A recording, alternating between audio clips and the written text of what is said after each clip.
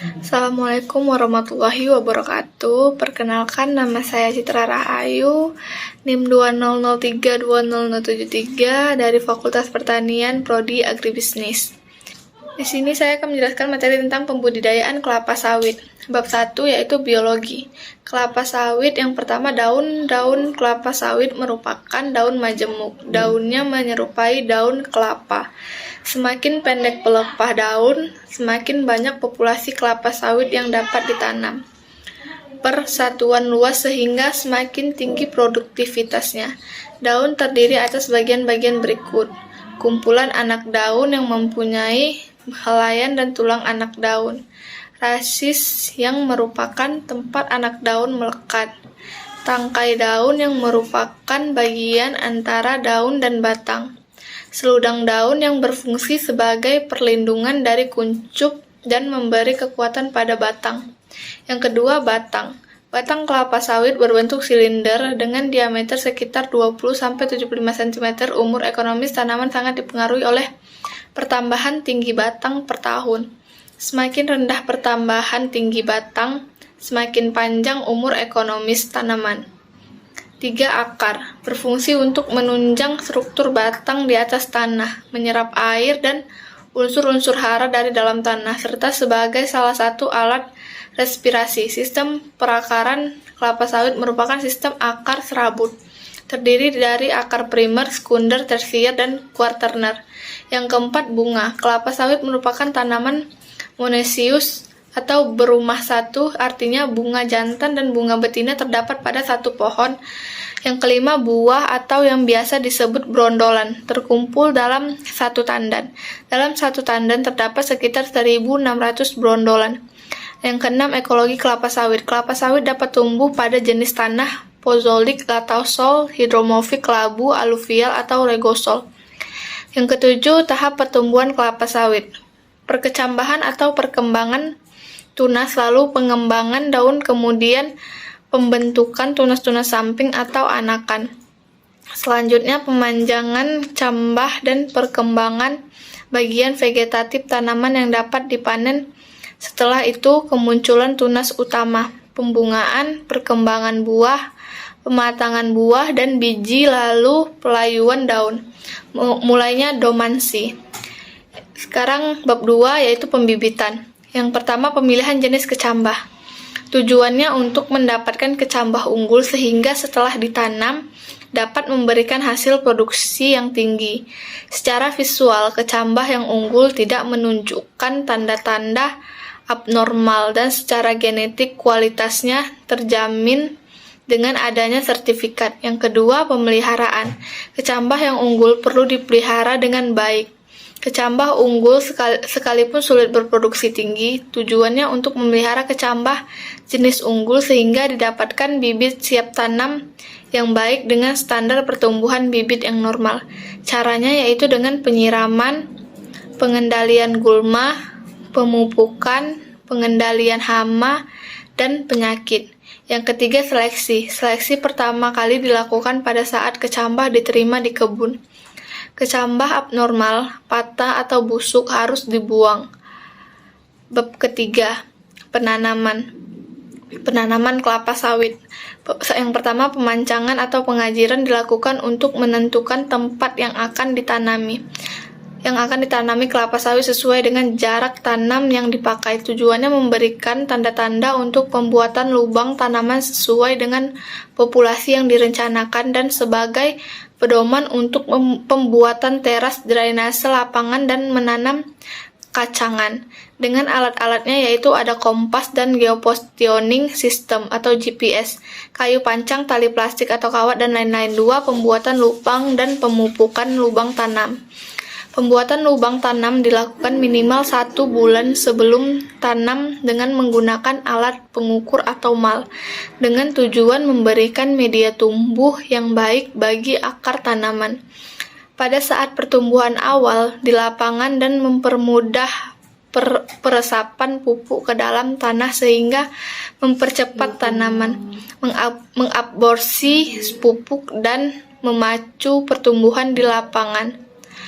3. Penanaman. Pelepasan ledge bag dari bola tanah dilakukan dengan cara mengoyaknya lalu bibit diletakkan hati-hati ke dalam lubang yang telah diberi pupuk dan ditimbun dengan topsoil. Bab 4. Identifikasi. Pokok-pokok abnormal di lapangan sangat merugikan karena produksi yang dihasilkan sangat rendah atau bahkan tidak dapat berproduksi sama sekali, sedangkan perlakuan yang diberikan atau perawatannya itu sama dengan pokok lainnya yang normal. Pokok abnormal di lapangan perlu dibongkar yang dilanjutkan dengan penyisipan pada kondisi yang masih memungkinkan. Bab 5. Pemeliharaan tanaman. Yang pertama, konvertasi tanah yang merupakan media penyimpangan unsur hara yang dibutuhkan oleh tanaman. Tujuannya untuk mempertahankan kesuburan tanah, baik secara fisik, biologi, maupun kimia. Standar sarana konservasi tanah dibuat sesuai dengan keadaan tanah, terutama topografi atau kemiringan tanah. Yang kedua, pengendalian lalang. Lalang merupakan salah satu kompetitor bagi tanaman kelapa sawit. Agar kelapa sawit dapat berproduksi optimal, keberadaan lalang harus dikendalikan dengan tujuan untuk menekankan pertumbuhan lalang karena merupakan pesaing bagi tanaman kelapa sawit dalam pengambilan unsur hara dalam tanah dengan standarnya yaitu kebun bebas dari lalang. Yang ketiga, garuk piringan. Keberadaan gulma pada piringan kelapa sawit dapat menyulitkan pemeliharaan tanaman. Kondisi piringan yang bersih dari gulma juga dapat menghindarkan tanaman dari serangan hama dan infeksi penyakit. Yang keempat, penyemprotan piringan. Pasar pikul dan TPH salah satu upaya untuk mengurangi populasi gulma di perkebunan kelapa sawit adalah dengan penyemprotan herbisida. Yang kelima, pembongkaran tumbuhan pengganggu atau BTP. Tumbuhan berkayu yang tumbuh di sekitar tanaman kelapa sawit dapat menjadi pesaing dalam menyerap air, udara, dan sinar matahari. Tumbuhan berkayu juga merupakan gulma yang sulit diberantas dengan herbisida. Oleh karena itu, pembongkaran tumbuhan berkayu biasanya dilakukan secara manual. Yang keenam, pembabatan. Pakisan di gawangan. Pakisan merupakan salah satu gulma yang sering ditemukan di areal tanaman kelapa sawit. Pakisan yang berada di gawangan perlu dibabat untuk menciptakan kondisi lingkungan yang optimal bagi pertumbuhan kelapa sawit. Bab 6. Pemupukan. Tanaman sawit memerlukan unsur hara yang optimum dan seimbang untuk dapat memberi hasil yang maksimum. Tanah mempunyai kemampuan yang terbatas dalam unsur hara yang dibutuhkan kelapa sawit dalam keadaan yang seimbang. Untuk itu, pemupukan dapat dilakukan dengan cara yang efektif dan efisien.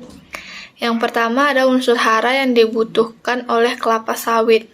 Nah, berdasarkan jumlah yang diperlukan, tanaman unsur hara dibedakan menjadi unsur hara makro dan unsur hara mikro. Selanjutnya ada gejala kekurangan unsur hara kelapa sawit yang mengalami defisiensi hara dapat menunjukkan gejala yang beragam. Contohnya seperti daun menjadi warna kuning pucat biasanya disebut dengan kekurangan nitrogen, daun memendek disebut dengan kekurangan fosfor. Selanjutnya ada cara bagaimana contoh pengambilan daun. Nah, pengambilan contoh daun ini dilakukan dengan cara melihat kandungan unsur hara pada tanaman kelapa sawit secara lebih akurat. Tujuan ini dilakukan untuk mempersiapkan contoh daun yang baik untuk dikirim ke laboratorium. Dalam pembagian pemupukan ini, tidak semua unsur hara tersedia dalam unsur tanah dalam jumlah yang cukup untuk memenuhi kebutuhan tanaman sehingga perlu dilakukan pemupukan untuk kelapa sawit. Yang bab 7, hama dan penyakit. Hama adalah setiap jenis serangga dan hewan lainnya yang merusak tanaman. Sedangkan penyakit adalah setiap mikroorganisme seperti bakteri yang merusak tanaman. Serangga dan hama selain dapat merusak tanaman, juga dapat menyebabkan kematian pada tanaman. Untuk mengurangi resiko yang berat, perlu dilakukan pengendalian hama dan penyakit secara efektif dan efisien sebagai berikut. Yang pertama, pengamatan. Yang kedua, standar. Yang ketiga, cara pengamatan. Selanjutnya, bab 8, perawatan parit. Tanaman kelapa sawit sendiri memerlukan kondisi air tanah yang baik dan cocok agar dapat tumbuh subur dan memproduksi hasil yang tinggi.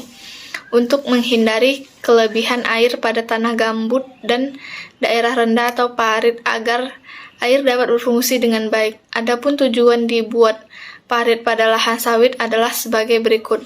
Yang pertama, parit dapat mengalirkan kelebihan air dari blok atau kebun keluar kebun agar lancar. Yang kedua, standar parit yang bersih dari gulma dan benda-benda lain yang menghalangi kelancaran aliran air. Selanjutnya di bab 9, panen atau potong buah. Sasaran usaha perkebunan kelapa sawit adalah hasil tandan buah segar atau TBS yang tinggi dengan rendemen CPO dan inti yang tinggi serta asam lemak bebas yang memenuhi standar pasar dunia.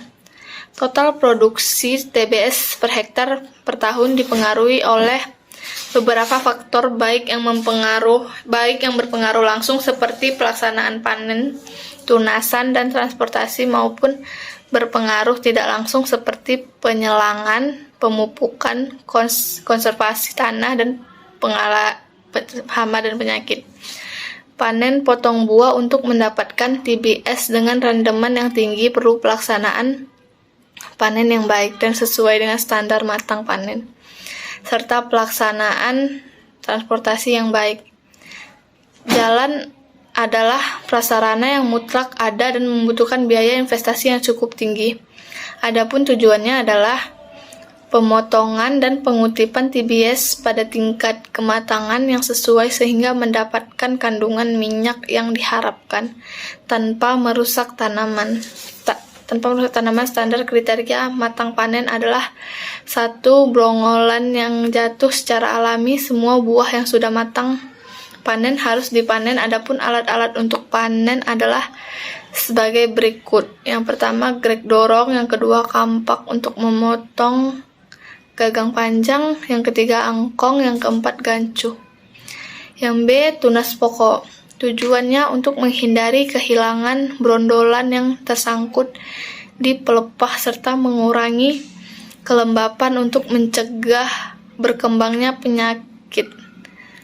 Yang C, transportasi hasil panen perlu dikirim segera ke pabrik secepat mungkin untuk menjaga kualitas agar tidak menurun. Mempersiapkan alat transportasi yang dapat berfungsi dengan baik merupakan hal penting yang dilakukan.